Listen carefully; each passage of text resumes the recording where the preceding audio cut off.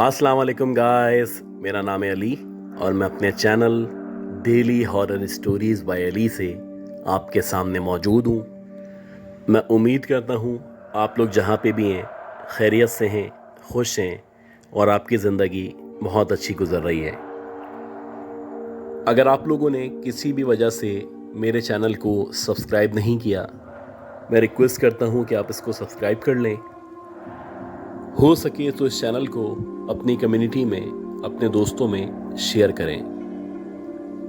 अगर आप अपनी स्टोरीज़ को शेयर करना चाहते हैं, आप व्हाट्सएप कर सकते हैं, ईमेल कर सकते हैं या अपनी आवाज़ में रिकॉर्ड करके भेज सकते हैं। गाइस, आज की ये जो स्टोरी है, ये स्टोरी बहुत ही इंटरेस्टिंग स्टोरी है और कराची का एक इलाका है, उस इलाके के बारे में जो भी कहानियाँ मशहूर हैं, जो भी किस्से मशहूर हैं, उन किस्सों के मुतालिक ये स्टोरी है। इससे पहले कि हम उस स्टोरी की तरफ बढ़ें, मैं आपसे रिक्वेस्ट करूंगा कि आप लाइक कर दें, क्योंकि आपका जो एक लाइक है वो मेरे लिए बहुत ही इम्पोर्टेंट है। कराची में बहुत सारे इलाके इस तरह के हैं जिनकी एक अपनी हिस्ट्री है और वो पिछले तकरीबन 70 सालों से या 80 सालों से मौजूद हैं। इसी तरह कराची का एक इलाका है अल करम स्क्वायर। गए वक्तों में जब कराची कैपिटल हुआ करता था, तो ये जो अल करम स्क्वायर था, यहाँ पे जो अपार्टमेंट तामीर किए गए थे, यानी कि 1950s का दौर था, और ये जो अपार्टमेंट थे ये गवर्नमेंट के जो एम्प्लॉइज़ थे उनके लिए बनाए गए थे। कुछ हिस्सा 1950 में, जबकि कुछ हिस्सा 1974 में तामीर किया गया था। ये जो अल करम स्क्वायर है, इसकी तामीर को कमोबेश 70-75 साल हो चुके हैं और इस एरिया में सराउंडेड एक ग्राउंड मौजूद है जिसको टंकी ग्राउंड कहा जाता है।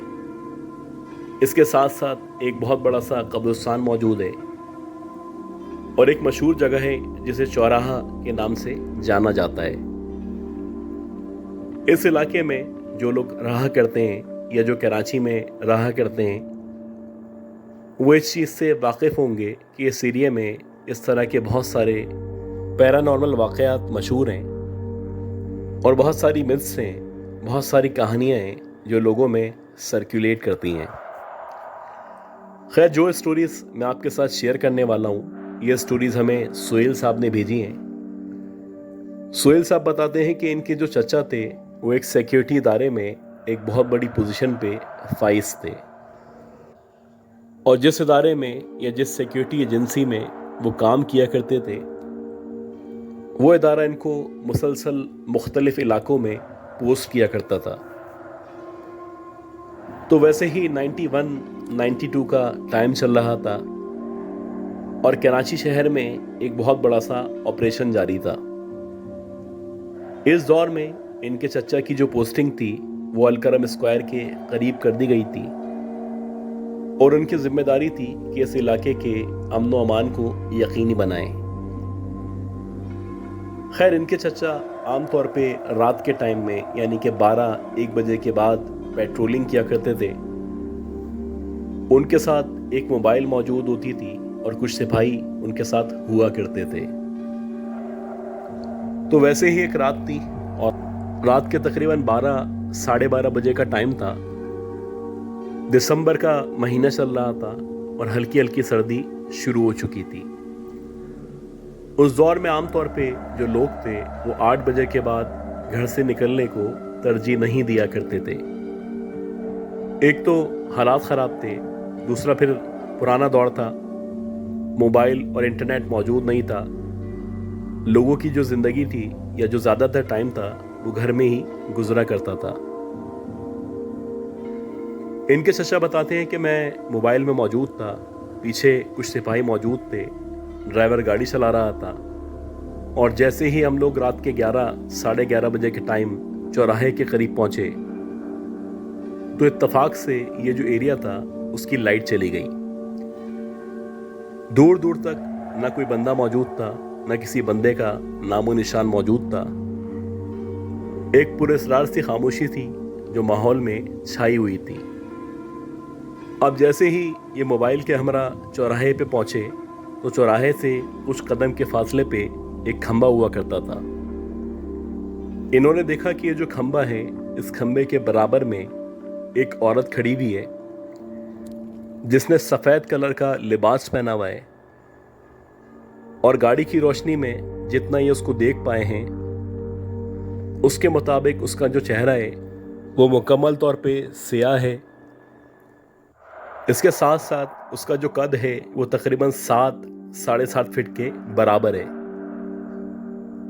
वो जो औरत थी, उस औरत ने अपने जो बाल थे वो खोले हुए थे और एक अजीब सी मुस्कुराहट थी जो उसके चेहरे पे मौजूद थी।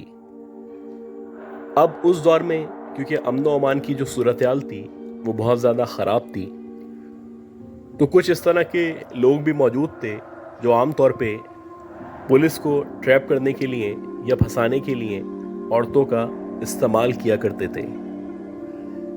बहरहाल जब इन्होंने इतनी लंबी औरत को और इतनी अजीब औरत को इस खंबे के बराबर में खड़ा हुआ देखा तो पहला शक इनके जहन में यही था कि हो सकता है अब इनके ऊपर हमला होने वाला है।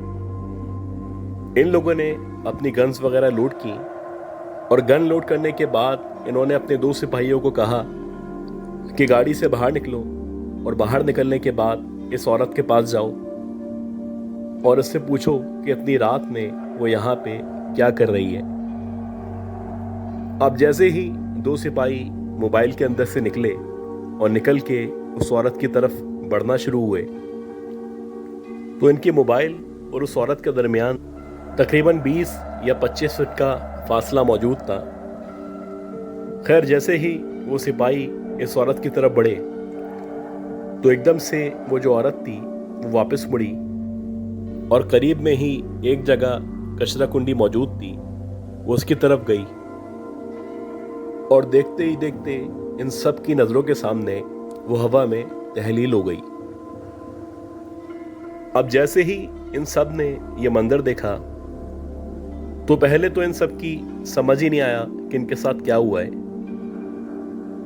अब भी इनके चचा को ऐसा लग रहा था कि जैसे इन लोगों के साथ कोई साजिश की गई है और अब कुछ देर के अंदर अंदर इन लोगों के ऊपर हमला होने वाला है।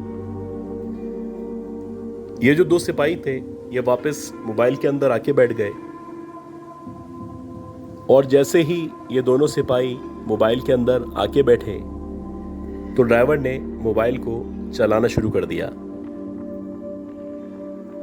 इस इलाके से जब ये लोग बाहर निकले तो उसके कुछ देर बाद इन लोगों ने दोबारा से इस एरिया का या इस चौराहे का चक्कर लगाया और दोबारा चक्कर लगाने पे भी इनको वहाँ पे ना वो औरत नजर आई और ना ही कोई इस तरह के शरपसंद अनासिर उनको वहाँ पे दिखाई दिए। अब ये जो बात थी ये तो आई गई हो गई और इन सब का यही ख्याल था हो सकता है कि ये जो औरत थी ये किसी साजिश का हिस्सा हो। इसी तरह तकरीबन 10 दिन या 15 दिन मजीद गुजरे। अब क्योंकि इनका काम ही यही था कि रात के औकात में इनको मोबाइल के हमरा पेट्रोलिंग करनी होती थी, तो वैसे ही रात के तकरीबन 1 या 1:30 बजे का टाइम था और ये मोबाइल के हमरा ये जो कब्रिस्तान था उस कब्रिस्तान के करीब पहुंचे। ये बताते हैं कि जैसे ही ये कब्रिस्तान की दीवार के करीब पहुंचे तो वहां पे करीब ही एक स्ट्रीट लाइट लगी हुई थी और उस लाइट की वजह से हल्की हल्की रोशनी हो रही थी। जैसे ही इनकी नज़र कब्रिस्तान के साथ दीवार पे पड़ी तो इन्होंने देखा कि वहाँ पे दीवार के साथ तकरीबन 7.5 या 8 फीट की कोई औरत खड़ी हुई है और जब इन्होंने उसके ऊपर गौर किया तो उसका मुकम्मल तौर पे वैसा ही हुलिया था जिस हुलिये की औरत को अभी कुछ दिनों पहले इन्होंने देखा था। इनके चचा बताते हैं कि काफ़ी देर तक हम लोग उसको ऑब्जर्व करते रहे और उसके बाद मैंने दोबारा से 2 सिपाहियों को कहा कि ज़रा जाओ और जाके देखो कि यहाँ पे क्या कर रही है। अब ये दोनों जो सिपाही थे इनका दिल तो चाह रहा था कि ये वहाँ पे ना जाएं, लेकिन क्योंकि एक ऑफिसर ने इनको हुक्म दिया था कि वहाँ पे जाओ और जाके देखो, अब एक अजीब खौफ के साथ, डर के आलम में जैसे जैसे ये उस तरफ बढ़ रहे थे, वैसे वैसे ये उस औरत के ऊपर, ये उसके जिस्म के ऊपर गौर कर रहे थे। इसी दौरानिए में जब इन लोगों की नज़र उसके हाथों पे पड़ी तो ये बताते हैं कि उसके जो हाथ थे वो इस कदर लंबे हाथ थे कि उसके जो हाथ की उंगलियां थी वो उसके घुटनों को छू रही थी। इसी दौरानिए में इनको जो भी आयत आती थी इन लोगों ने वो पढ़ना शुरू की। मुसलसल तिलावत करते करते जैसे जैसे ये मज़ीद आगे बढ़े तो इन्होंने एक अजीब मंजर देखा। इन्होंने देखा कि वो जो औरत है वो इनके सामने देखते ही देखते दीवार के आर पार कब्रिस्तान के अंदर चली गई है। अब जैसे ही वो कब्रिस्तान की दीवार के अंदर दाखिल हुई और इनकी नज़रों से ओझल हुई तो ये उसके बाद जितना तेज़ हो सकता था भागने लगे और गिरते पड़ते जैसे तैसे मोबाइल के करीब पहुँचे। और जब ये मोबाइल के करीब पहुँचे तो इन लोगों ने हाँफते काँपते इनके चच्चों को बताया कि इन लोगों की आंखों के सामने वो जो औरत थी वो कब्रिस्तान के अंदर दाखिल हो गई थी। हालांकि किसी भी इंसान का दीवार के आर पार जाना किसी भी तरह मुमकिन नहीं हो सकता। अब ये जो दूसरा वाकया था, इस वाकये के बाद मेरे चचा को भी यकीन हो चला था कि इस इलाके में कोई ना कोई इस तरह की मखलूक या चुड़ैल मौजूद है। इसी तरह कुछ मज़ीद दिन गुजरे। इत्तफाक से रात के तकरीबन 3-3:30 बजे का टाइम था और इनके जो चचा हैं वो अपने एक सिपाही के साथ बाइक पे किसी काम से बाहर निकले थे। अब ये बाइक पे अपने सिपाही के साथ ग्राउंड की तरफ से गुजर रहे थे तो इस दौरानिए में जब इनकी नज़र ग्राउंड के अंदर की तरफ पड़ी तो इन्होंने देखा कि ग्राउंड के बीच में एक शख्स बैठा हुआ है और दूर से दिखने पे ऐसा लग रहा है कि जैसे वो जो शख्स है उस शख्स ने ग्राउंड के एन बीच में आग लगाई हुई है। अब पहले जब इन लोगों ने उसको देखा तो ये समझे कि हो सकता है कोई हीरोइनची हो या कोई कचरा चुनने वाला हो, क्योंकि आमतौर पे हीरोइनची या कचरा चुनने वाले रात के औकात में आग लगा दिया करते हैं और उस आग के किनारे बैठ के अपने हाथों को सेका करते हैं।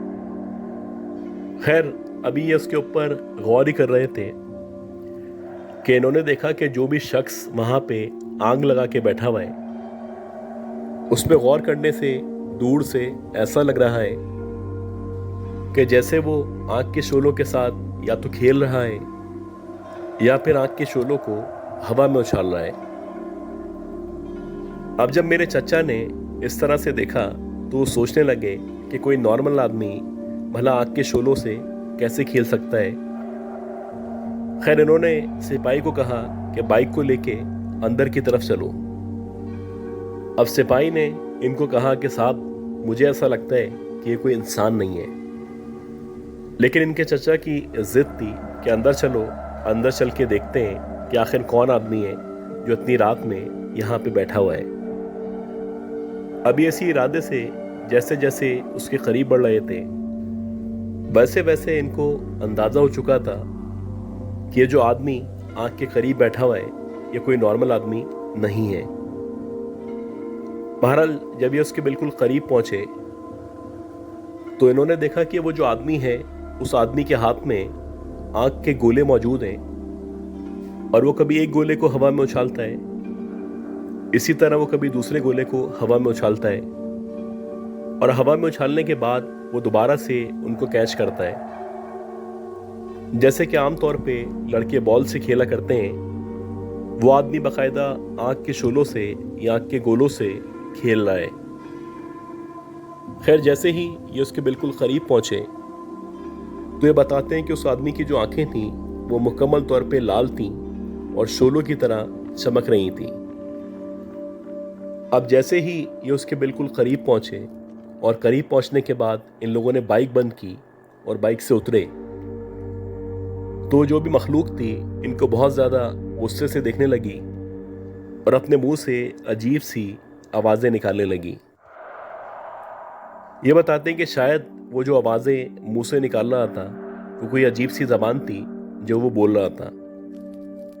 खैर वो जो भी ज़बान थी वो इनके चचा की या उस सिपाही की समझ नहीं आ रही थी। अभी इससे पहले कि उससे मज़ीद बात करते या उससे कुछ पूछते, इनकी आंखों के सामने वो जो भी मखलूक थी उस मखलूक ने एक आग का गोला इनकी तरफ फेंका। जैसे ही उसने आग का गोला इनकी तरफ फेंका तो ये बताते हैं कि अल्लाह का शुक्र है ना वो हमें लगा ना हमारी बाइक को लगा, लेकिन ऐसा लगा कि हमारे बराबर में आग आके गिरी है। खैर जैसे ही उसने आग के गोले इन लोगों की तरफ फेंकना शुरू किए तो फौरन से जो सिपाही था उसने गाड़ी स्टार्ट की और इनको बोला कि साहब बैठें। और जैसे ही ये बाइक के ऊपर बैठे तो उसने बाइक को दौड़ाना शुरू कर दिया।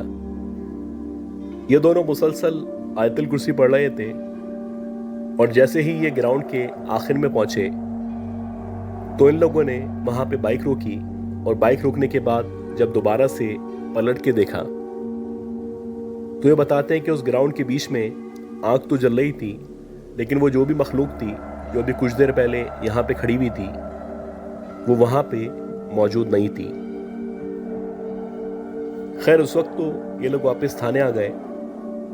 थाने आने के बाद जैसे तैसे रात गुजर गई, लेकिन अगले दिन इनके चचा को भी और इस सिपाही को भी शदीद बुखार हो चुका था और तकरीबन एक हफ्ते तक ये दोनों ऑफिस नहीं आ सके। इसी तरह बहुत सारे वाकयात थे जो इनके चचा के साथ या मुख्तलिफ पुलिस वालों के साथ पेश आए थे और उन वाकयात में एक वाकया इस तरह से था जो 1998 में या 99 में पेश आया था। इसी तरह नवंबर या दिसंबर का महीना चल रहा था और हल्की हल्की सर्दी स्टार्ट हो चुकी थी। तो एक साहब हैं जो कि अलकरम स्क्वायर के अंदर रहा करते हैं, वो किसी शादी की तकरीब में अपने अजीज के यहाँ गए हुए थे।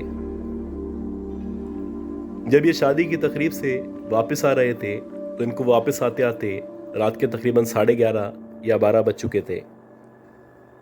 इनकी कोशिश थी कि जितना जल्दी हो सकता है मैं घर पहुंच सकूं।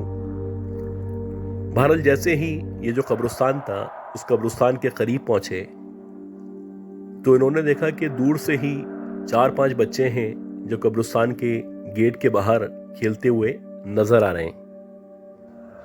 अब पहले ये यही समझे कि जैसे आम तौर पे बच्चे खेला करते हैं, हो सकता है इन्हीं गलियों के इसी मोहल्ले के कुछ बच्चे हों जो खेल रहे हों। खैर जैसे उस कब्रिस्तान के गेट के सामने पहुंचे जहां पे बच्चे खेल रहे थे तो इन्होंने बच्चों के ऊपर गौर करना शुरू किया।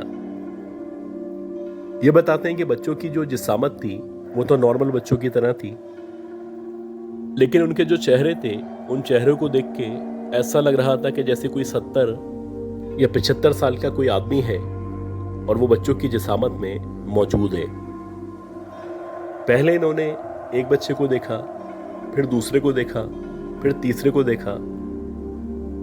बारी बारी इन्होंने सारे बच्चों की शक्लों पे गौर किया। सबके सब बच्चों की जो शक्लें थीं वो बूढ़े आदमियों की तरह थीं और ये इनके लिए बड़ा हैरान कुन था। खैर जैसे ही ये इनके सामने से गुजरे तो इनको अंदाजा हो चुका था कि ये कोई दूसरी मखलूक है। इन्होंने अपने तौर पे आयतुल कुर्सी पढ़ना शुरू की। अब जैसे ही इन्होंने आयतुल कुर्सी पढ़ना शुरू की वैसे ही वो जो बच्चे थे वो भी आगे से इनके साथ साथ आयतुल कुर्सी पढ़ने लगे। अब जब इन्होंने भी आयतुल कुर्सी पढ़ना शुरू की तो इनके ऊपर शदीद खौफ तारी हो गया। पहले आहिस्ता आहिस्ता करके इन्होंने कदमों की रफ्तार बढ़ाना शुरू की और कुछ देर बाद बाकायदा भागना शुरू कर दिया। ये बताते हैं कि जैसे जैसे मैं भाग रहा था वैसे वैसे ये जो बच्चे थे मेरे पीछे भाग रहे थे और बार बार मेरा नाम ले रहे थे।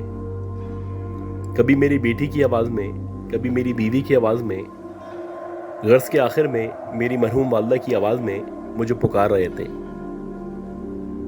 بہرحال جیسے تیسے گرتا پڑتا میں گھر پہنچا، اور جب میں گھر پہنچا تو مجھ پہ شدید خوف طاری تھا۔ مجھے 102 یا 103 بخار ہو چکا تھا۔ یہ رات تو جیسے تیسے گزر گئی۔ اگلی صبح جب میں سیدھے مسجد کے امام صاحب کے پاس پہنچا اور میں نے ان کو سارا کا سارا واقعہ بتایا، تو یہ سننے کے بعد وہ جو امام صاحب تھے وہ کہنے لگے کہ یہ جو حصہ ہے، خاص طور پہ یہ جو قبرستان والا ایریا ہے، کوشش کیا کریں کہ رات کے اوقات میں آپ یہاں سے نہ گزریں، کیونکہ آپ کے ساتھ ساتھ بہت سارے محلے والوں نے یہاں پہ جنات کو یا چڑیل کو یا اس طرح کی مخلوقات کو وٹنس کیا ہے۔ بہرحال تقریباً 1 سے 1.5 ہفتے تک مجھے شدید بخار رہا، اور مسلسل امام صاحب جو تھے وہ مجھ پہ دم درود کرتے رہے۔ اس کے بعد جا کے میری جو حالت تھی وہ نارمل ہوئی۔ گیز یہ جو ایریا ہے الکرم اسکوائر، اس کے حوالے سے کچھ مزید واقعات ہیں جو مجھے ایک صاحب نے شیئر کیے ہیں۔ وہ اسپیسیفکلی الکرم اسکوائر کے اندر جو ایک اپارٹمنٹ موجود ہے اس اپارٹمنٹ کے متعلق ہیں۔ اب کیونکہ وہ جو واقعات ہیں وہ ہیں تو الکرم اسکوائر کے، لیکن ایک سیپریٹ چیپٹر ہے، تو میں پھر کسی اور دن اس سیپریٹ اپارٹمنٹ کے بارے میں جو کہ الکرم اسکوائر میں موجود ہے آپ کو اسٹوری شیئر کروں گا۔ میں امید کرتا ہوں جو اسٹوری میں نے شیئر کی ہے یہ اسٹوری آپ کو پسند آئی ہوگی۔ اگر آپ لوگوں کے پاس بھی الکرم اسکوائر یا اس سے متعلقہ علاقے کے کچھ واقعات موجود ہیں تو آپ شیئر کریں۔ دعا کریں کہ اللہ تعالیٰ مجھے، میری فیملی کو، ہم سب کو، آپ سب کو زندگی دے، صحت دے، کامیابی دے۔ اگلے اپلوڈ تک کے لیے اپنا بہت ہی خیال رکھیے گا۔ اللہ حافظ۔